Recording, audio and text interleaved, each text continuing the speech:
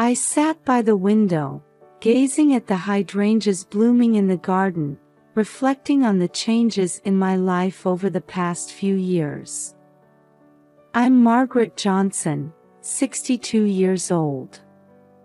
2 years ago, I lost my beloved husband John, and since then, I've been living alone in this big house. After retiring from the local elementary school where I worked for 40 years, I was supposed to lead a quiet life. However, life took an unexpected turn. "Mom, can you watch Emily again today?" David's voice called from downstairs. I stood up with a deep sigh. "Of course, David. I'll be right there." As I descended the stairs, I saw my son David and his wife Karen hurriedly preparing for work as usual. And there was my 3-month-old granddaughter Emily, starting to fuss in her crib. "Thanks, Mom," David said gratefully, but his eyes were already glued to his smartphone screen. Karen was busy with her makeup, not even bothering to look our way. I picked up Emily and gently kissed her little head. "Good morning, my angel. Let's have another lovely day together." David works as an accountant, and Karen as a real estate agent, both leading busy lives. Since Emily was born, I could feel their demeanor deteriorating more and more, with the added burden of childcare on top of work stress. "Mom, we'll be late again tonight. Can you put Emily to bed?" Karen said while fixing her hair in the mirror. "Yes, of course," I answered, but inside, I felt a mix of emotions. While I'm happy to take care of my granddaughter, I can't shake the feeling that my own time is being taken away. After David and Karen left for work, I carried Emily to the kitchen. "Come on, let's make breakfast together, sweetie." As I prepared breakfast while talking to Emily, I suddenly remembered the Saturday farmers market. Every Saturday, I looked forward to taking Emily there. Not only did I buy fresh vegetables and fruits, but the interactions with people there soothed my heart. I especially enjoyed conversations with Sarah, a 21-year-old college student. She studies agriculture at the local university and enthusiastically talks about organic vegetables. Just last week, she taught me how to grow organic spinach. "You know, Emily, we'll see Sarah again on Saturday. She's really looking forward to seeing how you've grown." Emily moved her tiny hands as if she understood my words. I couldn't help but smile at her gesture.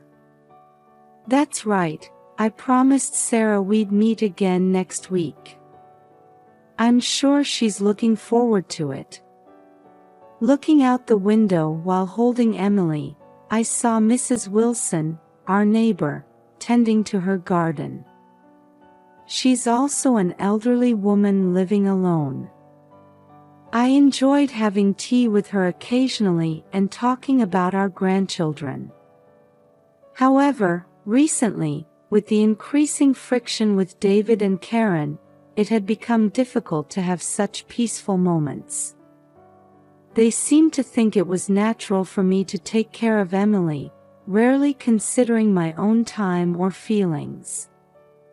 "Oh, John. How I wish you were here," I whispered, gazing at a photo of my late husband. Emily made a small cooing sound. I came back to myself and gently hugged the baby. "I'm sorry, Emily. Grandma was feeling a bit lonely again." At that moment, I couldn't have imagined that I wouldn't be able to keep my promise to meet Sarah next Saturday. and that the reason for this would greatly change my life. That evening, when David and Karen returned home, I sensed a different atmosphere. They gathered in the kitchen, looking excited. "Mom, we have amazing news," David exclaimed happily. I turned towards them, still holding Emily. "What happened?" Karen answered, "We're planning a trip to Hawaii." I widened my eyes in surprise. "Oh, that's wonderful. But what about Emily?" David said with a smile, "That's where we need your help, Mom. Could you take care of Emily for about 2 weeks?" I hesitated. 2 weeks. That's too long. I can't do it alone.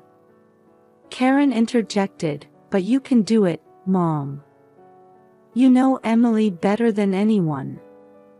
Those words made me feel conflicted. True, I know Emily better than anyone. But taking care of her alone for 2 weeks would be physically and mentally challenging. The next day, David and Karen went shopping at Costco. I stayed home with Emily, recalling their conversation. A few hours later, they returned with large shopping bags. "Mom, look. We bought sunscreen and beach sandals for the trip," Karen showed me excitedly. I smiled wryly and replied, "That's nice. But have you decided about Emily?" David looked a bit troubled and said, "Actually, we checked with the local YMCA and childcare centers, but they're all full. We couldn't find a babysitter either." I sighed deeply. That's why I said I couldn't do it alone. That night, while I was putting Emily to sleep, David and Karen were whispering about something. I was curious about their behavior, but I couldn't leave Emily's side until she fell asleep. The next morning, their attitude had clearly changed. They looked as if they had made a firm decision. "Mom, we need to talk," David said with a serious face. I answered, feeling uneasy, "What is it?" Karen began, "We've thought of a good solution." At that moment, David suddenly grabbed my arm. "I'm sorry, Mom. But this is the best way." Before I could say anything, they took me and Emily to the basement. Then, they uttered unbelievable words. "The noisy brat and old hag can stay here." I heard the door close and the sound of a key turning. I was too shocked to speak. "David! Karen! What are you doing? This isn't funny," I shouted desperately. But there was no response. Instead, I only heard the sound of footsteps going up the stairs. Emily, startled by the sudden events, began to cry. I tried to comfort her with shaking hands. "Shoo, it's okay. Grandma's here with you." But my own voice was trembling. In the darkness of the basement, we were enveloped in fear of what would happen to us. Various thoughts raced through my mind. Why did they do this? Are they really going to Hawaii? Leaving us here? As Emily's cries echoed through the basement, I desperately tried to think. How to get out of here, how to call for help, how to protect Emily. Then, I suddenly remembered Sarah. The promise to meet her on Saturday. Maybe she would notice that we were missing. Clinging to that small hope, I held Emily tightly in the darkness. We had to face this long ordeal together. As my eyes adjusted to the darkness of the basement, I tried to assess our surroundings. Emily was still crying in my arms, but her voice had calmed a little. "It's okay, Emily. Grandma's here with you," I said as I stood up and began to feel my way along the wall. Suddenly, I felt something under my foot. I bent down to touch it and found it was a plastic bag. A Walmart shopping bag. Inside were canned goods and bottled water. "Ah, that's a relief," I sighed. At least David and Karen hadn't completely abandoned us. But anxiety soon hit me. How long could we survive on this food and water? Was there enough formula for Emily? I carefully checked the contents of the bag. Canned soup, vegetables, fruits. Several bottles of water. And Emily's formula and diapers. "We'll have to use these carefully," I muttered. Next, I had to think about caring for Emily. Changing diapers, feeding her, and comforting her. How to do all this in a dark basement. Fortunately, my smartphone was in my pocket. Checking the battery, it was at 80%. "I'll have to use this wisely," I thought as I used the flashlight function to change Emily's diaper. "There, that should be good for a while," I said to Emily as I gently picked her up. Next, I had to think about how to escape. I began to thoroughly explore the basement. The door was sturdy and didn't seem easy to open. There was a small window, but it was at ground level and not big enough for an adult to fit through. I found an old toolbox and checked its contents. It contained a hammer, screwdriver, pliers, and other tools. "I wonder if I can use these to open the door," I thought as I approached the door. However, no matter how many times I tried, the door wouldn't budge. "Help! Can anyone hear me?" I shouted, but there was no response. Exhausted, I sat on the floor, holding Emily. That's when I noticed an old radio. If only this would work, I thought as I picked up the radio. The batteries seemed to be dead, but I found spare batteries in the toolbox. After some struggle, I finally heard sound coming from the radio. I felt a glimmer of hope, having established a connection with the outside world. While listening to the news and music from the radio, I formulated my next plan. Hoping that Sarah would notice our absence, I also thought about what we could do ourselves. That's when I noticed the remnants of vegetables in the corner of the basement.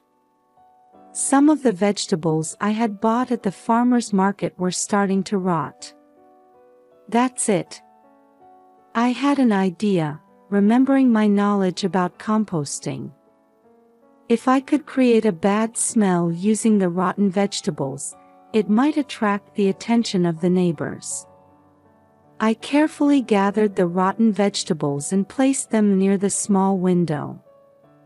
This might change our situation a bit, I thought, holding on to a small hope. As the days passed, I kept busy between caring for Emily and planning our escape. To calm Emily's cries, I remembered and started singing lullabies I used to sing long ago. "Hush, little baby, don't say a word. Grandma's gonna buy you a mockingbird." As I sang, I held Emily's tiny hand. Her presence gave me the strength to overcome this difficult situation. Managing the food and water was challenging. I minimized my own portions to ensure Emily had enough nutrition. I ate the canned goods little by little and rationed the water daily. Every day, I tried to pry open the door. I attempted to break the lock or remove the hinges using tools from the toolbox. But all attempts failed. I continued to call for help through the small window as loudly as I could. Help! Can anyone hear us? We're in here. But there was no response. My voice seemed to be absorbed by the basement walls. The radio was our only comfort. Listening to the news helped us feel not completely isolated from the outside world. Sometimes, I would listen to music programs to soothe Emily. The bad smell strategy was more effective than I had expected. The odor of rotting vegetables seeped out through the small window. I prayed that someone would notice this unusual smell. As my sense of time became blurred, I spoke to Emily. You know, Emily. Grandma will absolutely protect you. I'll find a way to get us out of here. And then we'll go to the farmer's market together again and meet Sarah. Emily looked at me as if she understood. At that moment, I renewed my determination. No matter what happens, I will protect this child. And I will definitely find a way to escape from here. In the darkness of the basement, our struggle had only just begun. Sarah was setting up for the farmer's market as usual. While arranging the organic vegetable stand run by her family, she suddenly felt something was off. That's strange, she muttered. The familiar face of the kind old lady who visited every Saturday was nowhere to be seen. Margaret Johnson. She always came with her granddaughter, Emily. I wonder if Margaret isn't coming today, Sarah thought, looking around. Sarah had become close to Margaret over the past few months. Margaret's warm smile and her joy in talking about Emily's growth had become a highlight of Sarah's Saturdays. She promised last week that we'd meet again this week. Worried, Sarah asked other regular customers. But no one had seen Margaret. Maybe she's not feeling well, Sarah told herself, but she couldn't shake off an uneasy feeling. That evening, as Sarah was walking home, she passed by Margaret's house. Suddenly, she noticed a foul smell. Ugh! What a terrible odor! Holding her nose, she looked around. It wasn't garbage collection day. Yet, a strong stench was coming from Margaret's house. This is odd. Someone as meticulous as Margaret wouldn't let such a smell linger. Sarah stopped and stared at the house. The curtains were drawn, and she couldn't see inside. But she couldn't shake the feeling that something was wrong. Gathering her courage, she knocked on the front door.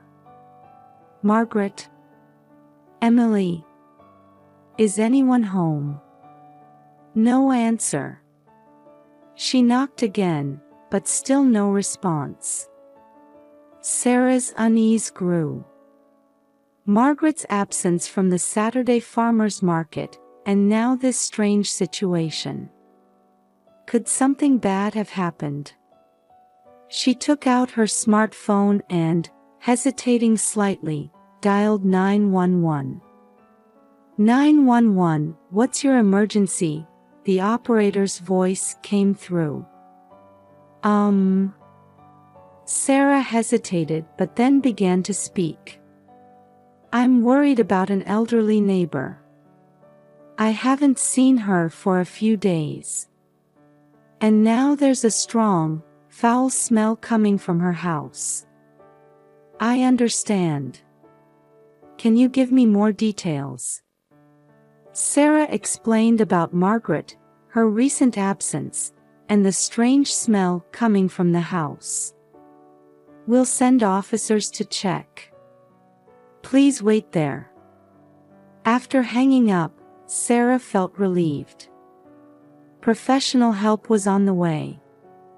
Reassuring herself, she waited for the police to arrive.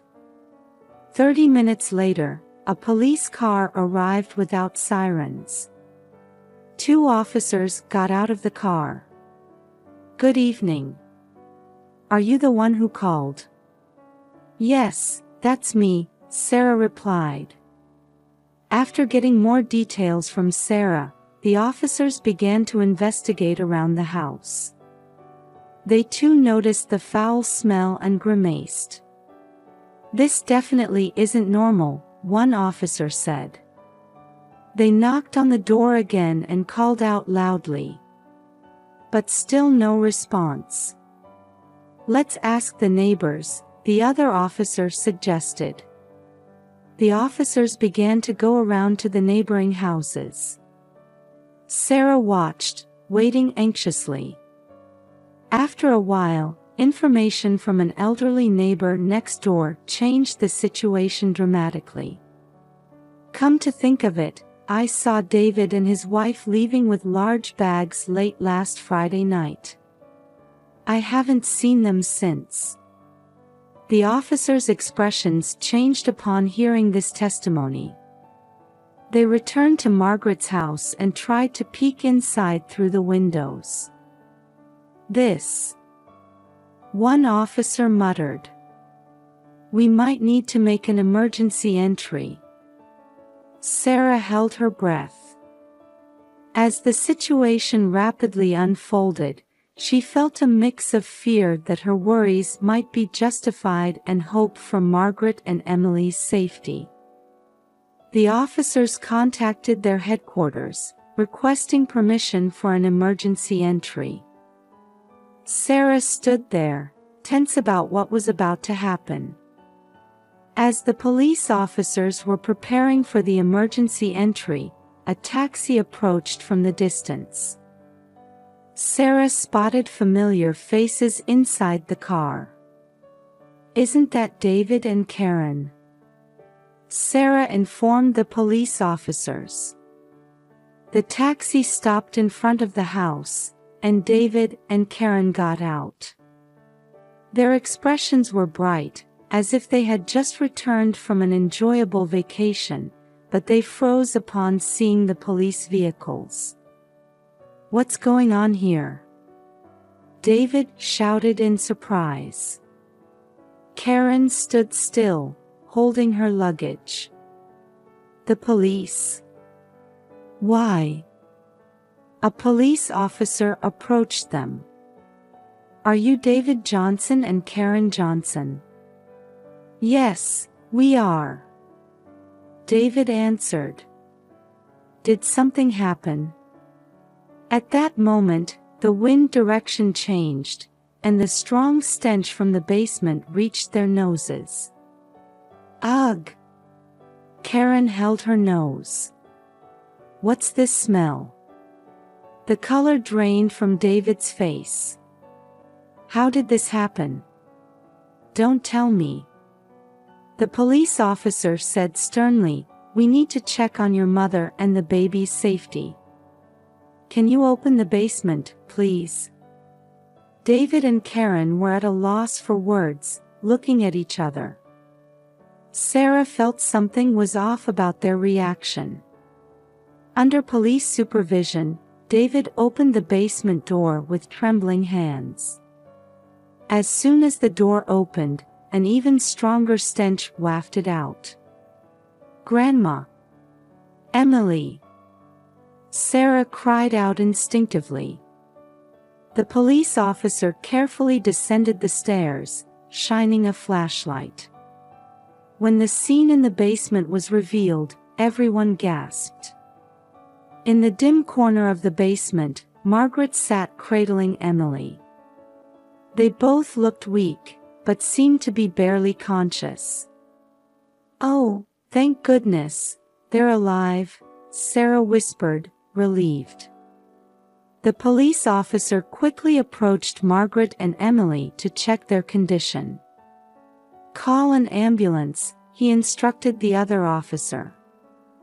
David and Karen were speechless at the scene before them.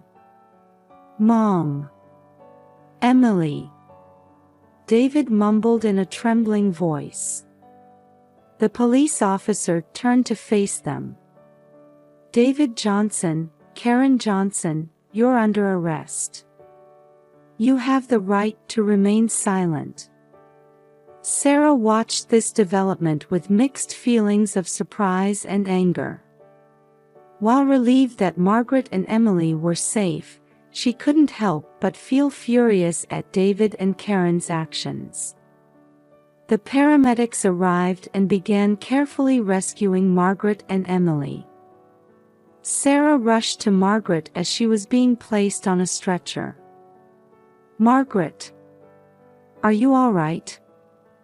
Margaret gave a weak smile. "Sarah, thank you." Emily also looked at Sarah and reached out her tiny hand. Seeing this scene, Sarah struggled to hold back her tears. "It's okay now, you're safe," she said.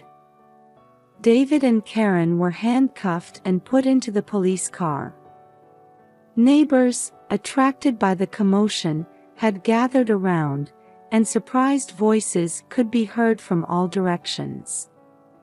As the ambulance carrying Margaret and Emily headed to the hospital, Sarah was asked to accompany a police officer to the station for a statement. Although her mind was in turmoil from the events of the past few hours, one thing was clear: she was truly glad she had been able to help Margaret and Emily. 6 months had passed since that day, and on a calm afternoon, Margaret had just finished a counseling session at the local senior center. "How have you been lately, Margaret?" the counselor gently asked. Margaret smiled and answered, "I'm getting better, little by little. The time I spend with Emily is the best therapy." Recovering from the terrifying experience in the basement hadn't been easy, but regular counseling was helping her heal. "Have you thought about David and Karen?" the counselor carefully inquired. Margaret's expression clouded slightly. "Yes, they're on probation now. I hear they're doing community service on weekends."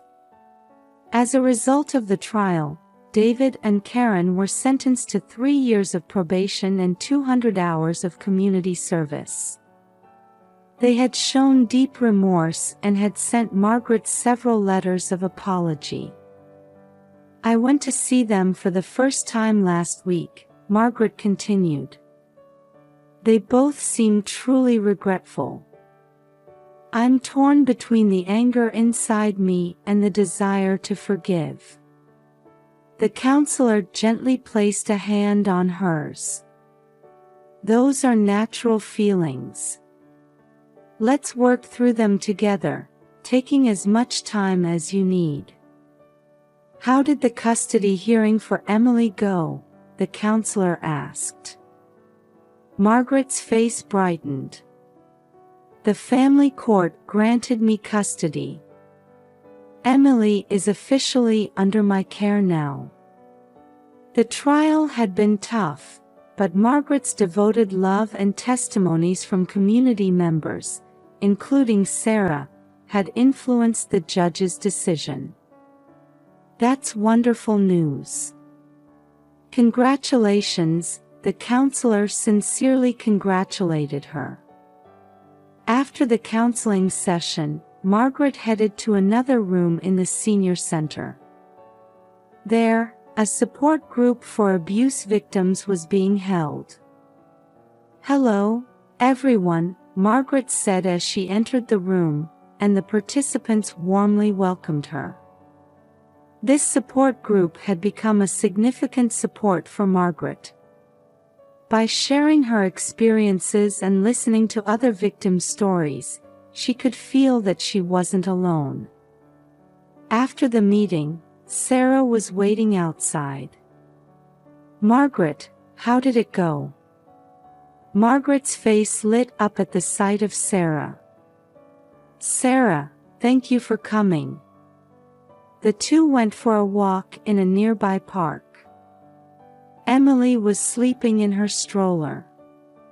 "Sarah, if it weren't for you, we might never have gotten out of that basement," Margaret expressed her gratitude. Sarah smiled shyly. "I only did what anyone would do. I think protecting those we care about is something everyone can do." Margaret was deeply moved by her words. "I'm truly grateful for your courage and kindness." Sitting on a park bench, they continued talking while watching Emily's sleeping face. "I heard you met with David and Karen," Sarah asked quietly. Margaret nodded slowly. "Yes. They both seemed to really regret what they did. They asked for my forgiveness." Sarah chose her words carefully. "Whether to forgive them or not is up to you, Margaret. There's no need to force yourself." "I know," Margaret took a deep breath. "But holding on to hatred is tiring too. I want to find a path to reconciliation, little by little." Emily woke up and started to cry softly. Margaret gently picked her up, and the baby calmed down immediately. "I want to create a better future for this child," Margaret said, softly stroking Emily's cheek. "And for that, forgiveness might be necessary." Sarah was touched, her eyes welling up. "Your strength never ceases to amaze me, Margaret." The two felt a deep bond that transcended generations. For Margaret, Sarah was like a daughter and a best friend. "Come on, let's take Emily to the farmer's market," Margaret suggested. "Fresh fruit is the best way to celebrate the beginning of a new life." Sarah nodded with a smile. "That's a lovely idea. Let's go." The two of them, along with Emily, left the park in the gentle afternoon sunlight. The future of this small family, bound by new ties after overcoming hardship, was filled with hope.